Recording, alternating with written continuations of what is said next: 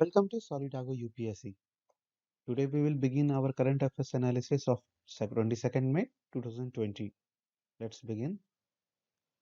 Our first article is related to Konark Sun Temple. So recently Government of India has launched a scheme which will implement 100% solarization of Konark Sun Temple and whole Konark town. Okay. Let's know about this scheme first.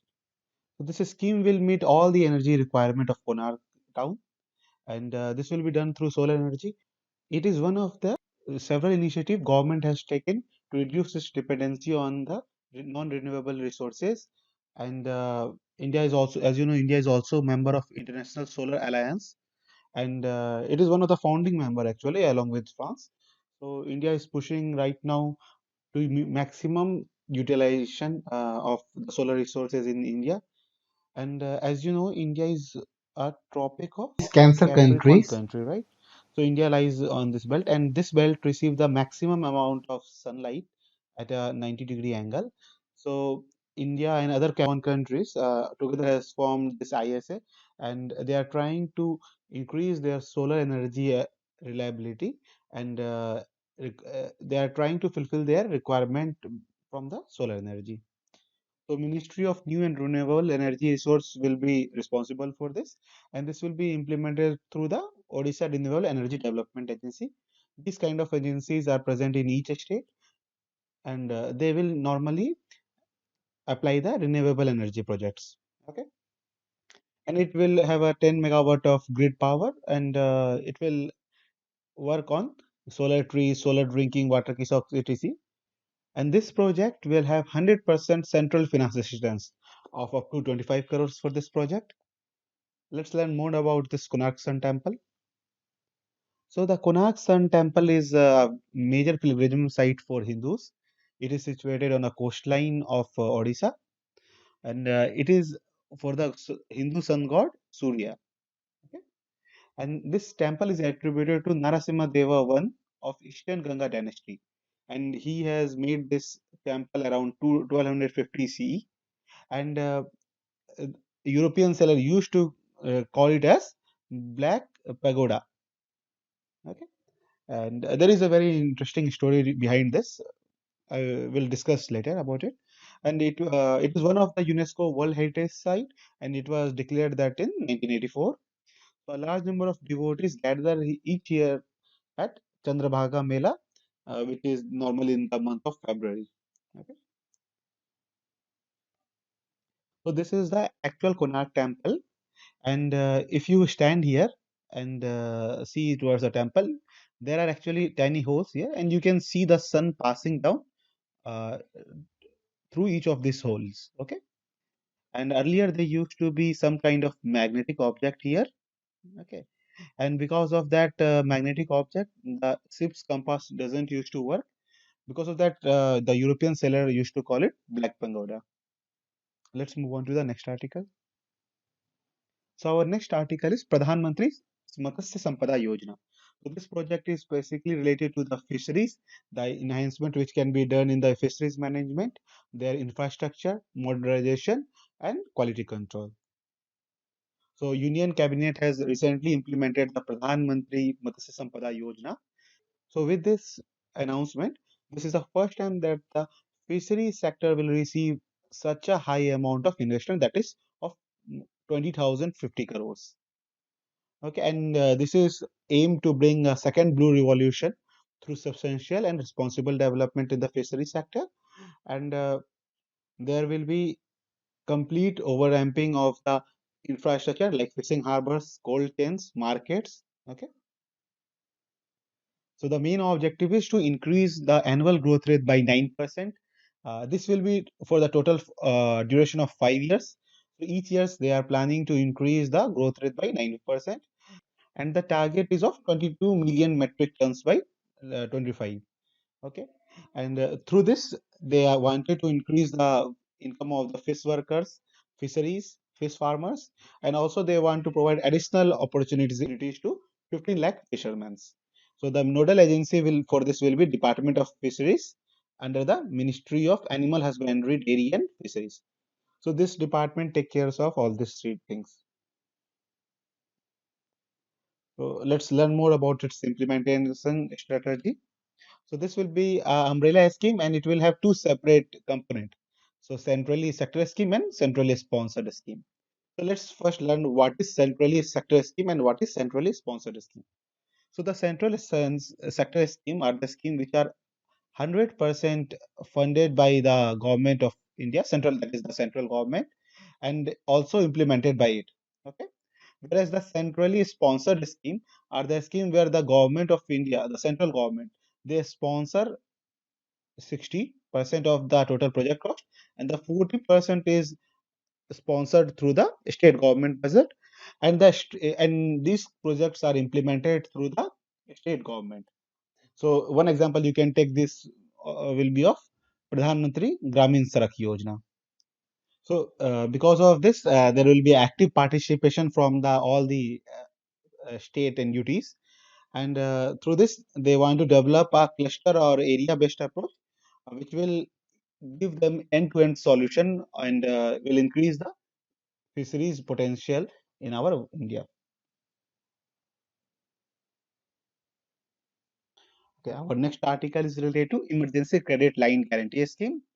So recently you might have heard about the 20 lakh crore package which Finance Minister and Narendra Modi has announced recently to regenerate our economy. So this is a part of it. The emergency credit line guarantee scheme has been given approval for the MSME and Mudra borrowers. So basically, this is to mitigate the economic distress which these MSMEs and Mudra borrowers are facing.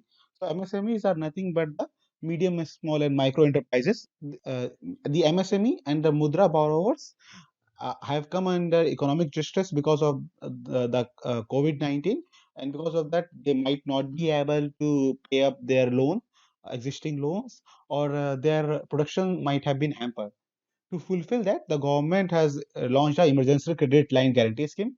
In this, the government will act as a guarantor for these registered MSMEs and Mudra borrowers. And because of that, they can easily get 20% of extra loan from the banks. Okay. And its duration will be of 4 years with a momentarium of 1 year. So this momentarium here means that till 1 year they won't have to pay anything, and after 1 year only they have to start paying up the installments. Any MSME borrower whose current credit it is up to 25 crores, okay, and their annual turnover should be more than 100 crores, they are eligible for this scheme. And say suppose there is a borrower who has borrowed 10 crore rupees, okay, and the annual turnover is less than 100 crores. So now because of this 10 crore credit limit, they can get additional 2 crores as a fresh loan, and with this 2 crores they can regenerate their economy, and they can try to pay up their remaining debt. Okay, and this guaranteeship which the government has taken, this will be done through National Credit Guarantee Trustee Company, and this will provide 100% guarantee against loss on loans if MSME or Mudra borrowers do. Let's understand one scenario. So suppose this is a bank, and this has given loan to, suppose, a guy, MSME owner, of 10 crore rupees. Okay.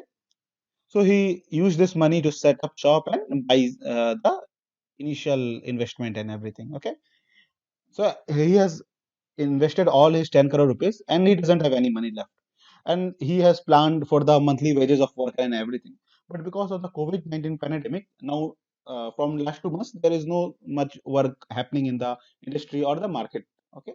So now he has utilized his full 10 crore rupees. So there is no way he can now repay that money back to the banks, right? So what the government is doing is, government will act as a guarantor and they will ask the bank to give him maximum additional of 2 crore rupees. And with this 2 crore rupees, this MSME will try to again regenerate his economy, his industry, and try to give back the money to the banks. Okay. And also there will be no guarantee fee in this scheme, and also the interest rate will be capped at 9.25% for the financial institution and banks, and 14% for the NBFCs. Let's learn more about National Credit Guarantee Trustee Companies. So it was set up in 2014. by Department of Financial Service that comes under Ministry of Finance. Okay, and whatever of these companies which is set up by the government, everything will come inside the Companies Act of 1956. Okay, so this will act as a trusteeship between the banks, and the creditors, and the borrowers. That is the MSME. So our next article is also related to the 20 lakh crore package. So there is a scheme for formalization of micro food processing enterprise in India, and the Union Cabinet has given this approval for all the unorganized sector on all India basis. They are trying to formalize this, and this will be done through the centrally sponsored scheme. Just now we have studied about centrally sponsored scheme. So here the expenditure is done both by the government of India and the states in a 60-40 ratio, and the it will be implemented through the state governments. Okay, so 2 lakh of the micro enterprises will be benefited by this credit linked subsidies, and this will also run for a period of 5 years. Okay, and uh, micro enterprises will get a credit link of 35% of the project cost with a ceiling of 10 lakhs rupees. Okay,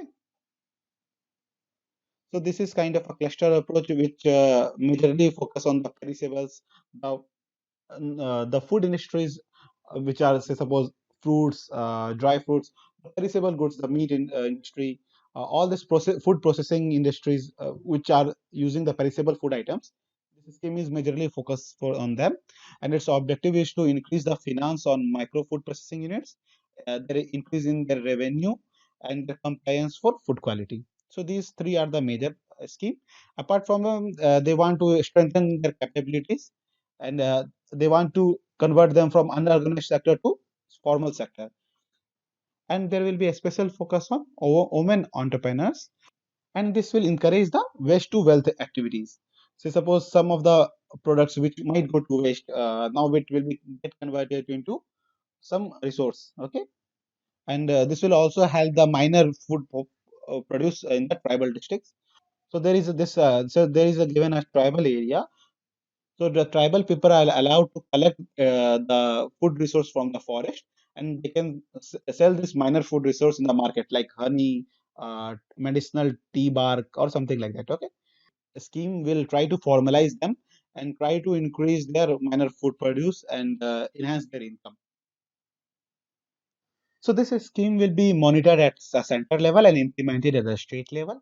So the monitoring will be done by Interministerial Empowerment Committee, which will be under the chairmanship of Ministry of Food Processing Industries.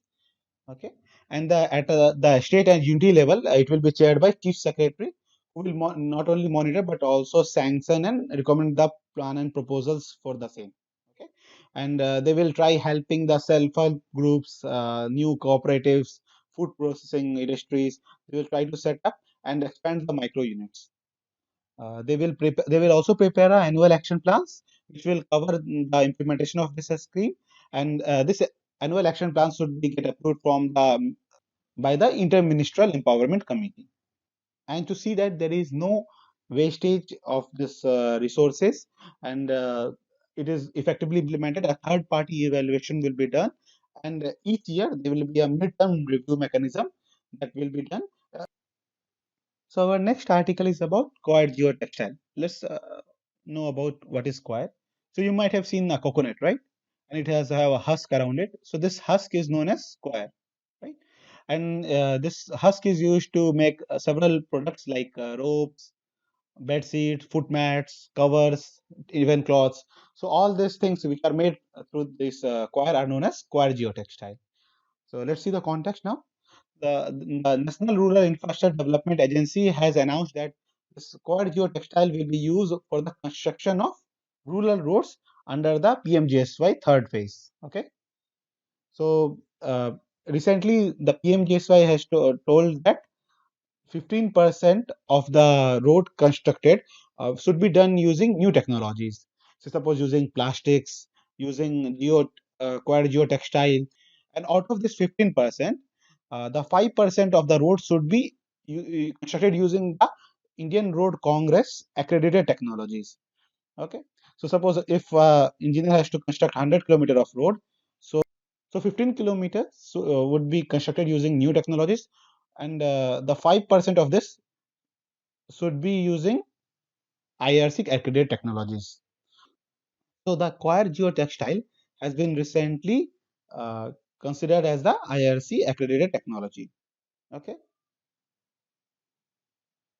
so this will open up a huge market potential for Coir geotextile, and it will be a boon to the COVID-19 hit coir industry, which is currently facing a lot of problems.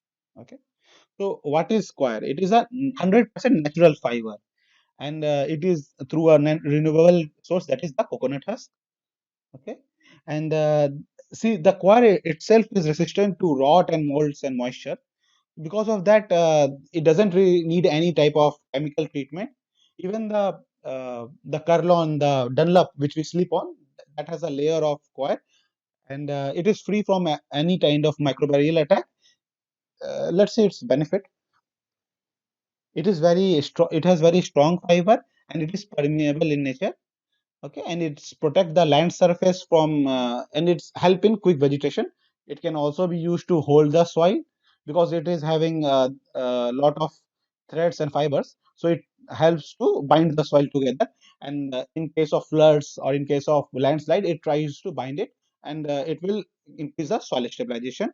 Also, it can dissipate the flow of water and absorb excess solar radiation. So let's begin our next article, Dibru Saikonava National Park.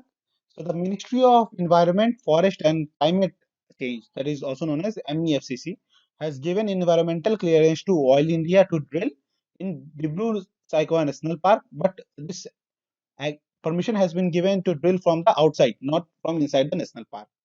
So this national park is situated in Assam, and as you know, Assam has a huge oil reserve. So the Oil India wants to drill there for the oil. Okay, so this is a national park as well as a bioreserve also. Okay, and it is situated on the south bank of the river of Brahmaputra in the extreme right of Assam, somewhere here. Okay, and it is bounded by Brahmaputra, Lohit and Dibru river. Okay, so all the national parks which are having rivers passing by them or they are bounded by rivers, so we need to remember the name of the rivers also. So it is bounded by Brahmaputra and Lohit River in the north and Dibrugarh River in the south. Okay. So mostly the kind of vegetation you can see here are the semi-evergreen forest and mixed deciduous forest, okay, along with a few grasslands and cane brakes. It also has the largest salix swamp forest. Basically, this salix swamp forest are the forests which grow in this swampy land, and their roots will generally be outside the surface to help the roots breathe the air from outside. Okay. It also has a special kind of horses known as feral horses. So total 36 species of mammals and 400 species of birds has been recorded here. And the few of the important fauna which we can find here are tiger, elephant, leopard, jungle cat, gigantic dolphin, Assamese manku, capped langur, wild pigs, sambar, barking deer, water buffalo, and feral horses. Okay, so few of them are very quite common in Assam. As you know, the northeast has a dense jungle, and they have a lot of national park and all. So few of the animals you will find them in each of the national park, like tiger, elephant, leopard. These are the common animals which you can find. Also in the Ganga Brahmaputra basin, you will find the Gangetic dolphins, and Assamese cow is native to this Assam, and wild pigs, sambar, and barking deers are normally found in the northeast area. So with this, our discussion has ended. Let's have a quick revision. The Pradhan Mantri Matsya Sampada Yojana by Ministry of Agriculture is to bring about a blue revolution. Is it true or false? False. It is from the Ministry of Animal Husbandry. Emergency Credit Line Guarantee Scheme will charge 1% fee as the membership lending institution. So this is false because it will be free. They won't charge any fees. Coir is 100% natural fiber. True. The scheme for formalization of micro food processing enterprise is central sector scheme. False. This is a centrally sponsored scheme. Fifth, Dibru-Saikhowa is a national park as well as a biosphere reserve. True. Okay. Consider the following statement regarding the Pradhan Mantri Matsya Sampada Yojana. Which of these are correct? So first is it will be implemented during the period of 5 years. Second, it will have two components: centrally sector scheme and centrally sponsored scheme. So both one and two are correct. Okay. So our second question is, which of the following temple is known as Black Pagoda? Jagannath Temple, Sun Temple, Meenakshi Temple, Akshardham Temple. So the answer is Sun Temple. Two. Our third question is, with regard to advantage of coir geotextile, consider the following statement. First, it is a strong fabric with poor durability. Second, it is resistant to microbial attack but not resistant to rots. So both the statement are false. None of these. So this will be today's discussion. Thank you. Thank you very much for the discussion.